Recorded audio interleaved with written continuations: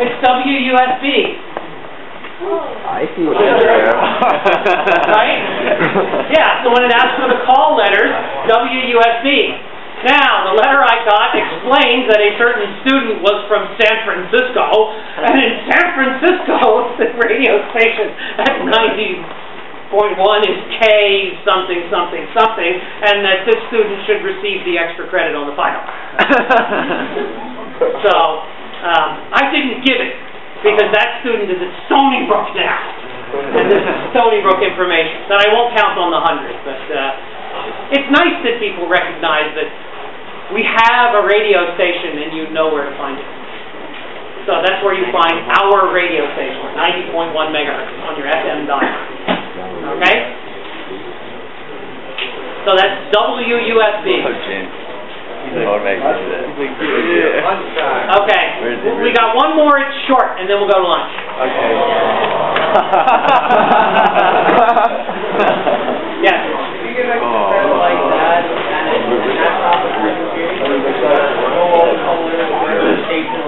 No, to get the extra credit, you have to, number one, get the right answer, and then number two, recognize that that right answer is going on. I was looking for you, man. Oh, wow. So you're saying if you came up with 96.5 in that radio station, would you get the extra credit? The answer is no. I have no. I'm going to go then. This was basically testing testing whether students knew the answer to the following question. What's a seawolf? There you go. What's your profession? Those of you who said what, the correct answer is I'm a seawolf. I taught that recently to some of the faculty who have been here, you know, at least a decade or so more than I have. They say what? You know, yeah, seawolf, da-da-da-da. You know what a seawolf is. And so they went back.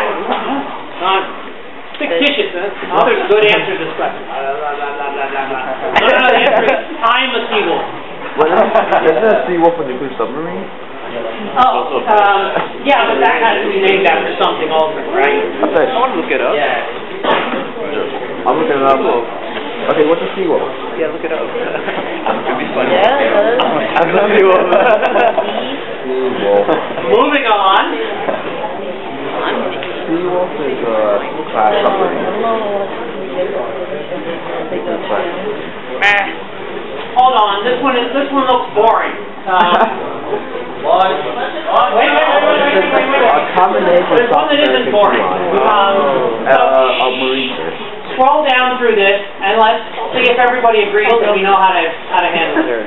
Determine the magnitude of the total impedance in ohms and the phase in degrees. Oh, no. They are scary.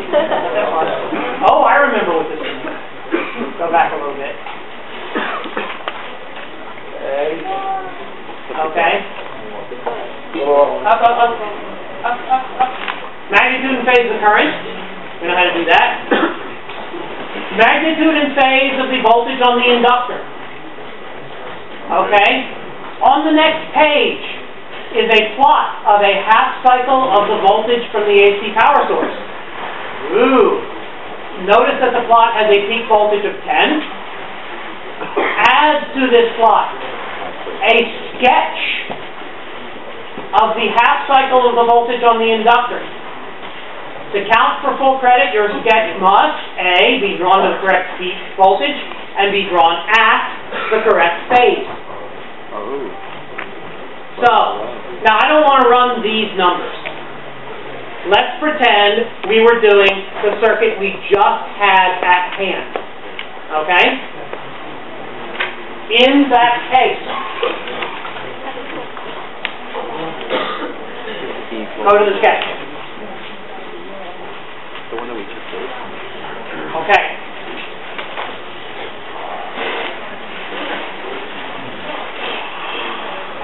The axis here is phase, and so of course the AC waveform goes up and down.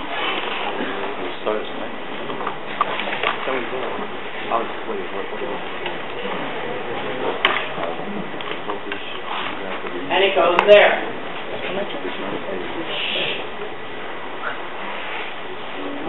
was the phase of the voltage on the inductor. In our calculation, in the previous problem, not this one. 11 degrees. 11 degrees. And what was the peak voltage? 10.16. Therefore, Which problem? This is 10. Not quite the scale. That level there, we're going to call 10.16.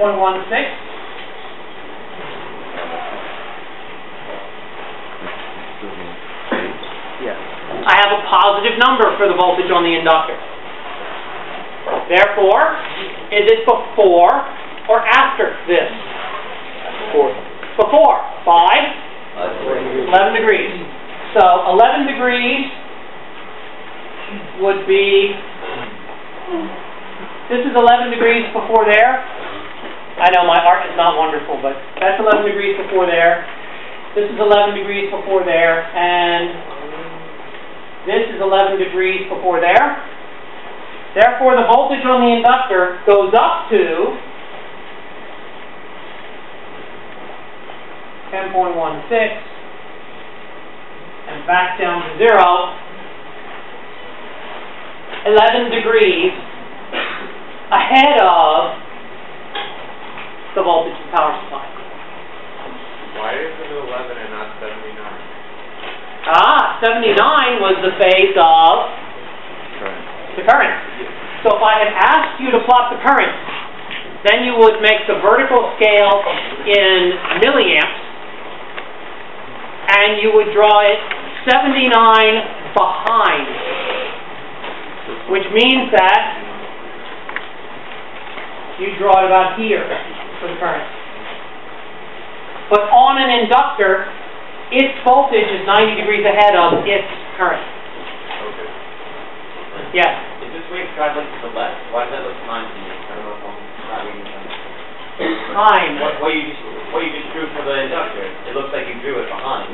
If it goes to the right, isn't that... No, time is going this way. So as you're marching along, tick, tick, tick, tick, tick. This one is first, and then that one's second. And then this one finishes before that one. So time is going horizontally. If you stay stationary, the wave moves to the left. No, these waves don't move. That's just... Well, that's what I mean. These aren't waves. This is a value of a voltage as a function of time. So it doesn't travel. Okay? It's just that this axis is each time, but I've changed time into phase so that it's easy to plot. Okay? So scroll on to the next one. And we're only going to look at the very last part of it.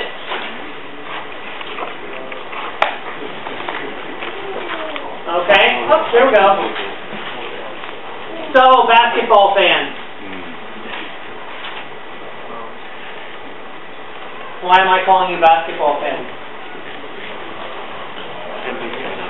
NBA? Yeah.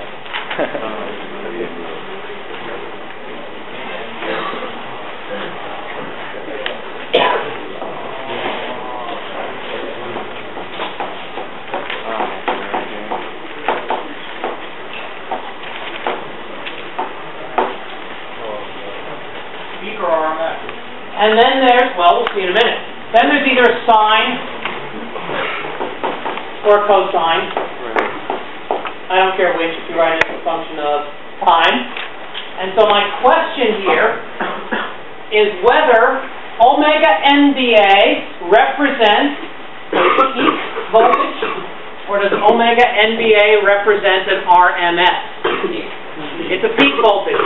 Because you know that sine goes between plus and minus 1, so that means this formula goes between plus omega NBA is the highest voltage you ever see, minus omega NBA is the lowest voltage you ever see, so based upon that argument, omega NBA is the peak voltage. So in this circuit, you said the power supply peak is equal to 2 pi f n b, and was the area given as like a loop or something? Square. Square coil with 0.1 meter on each side. So if you have a square of 0.1 by 0.1, what's the area? 0.01. Length times width. 0.0. So in this problem, you simply have to do a single calculation to figure out what the power supply is, because you've got to have a power supply by using a generator. Yes? Oh, who cares about it? All it says is that what the sine omega says is that this is an AC voltage. Never use it. All you care about in every AC circuit is magnitude and phase of every quantity.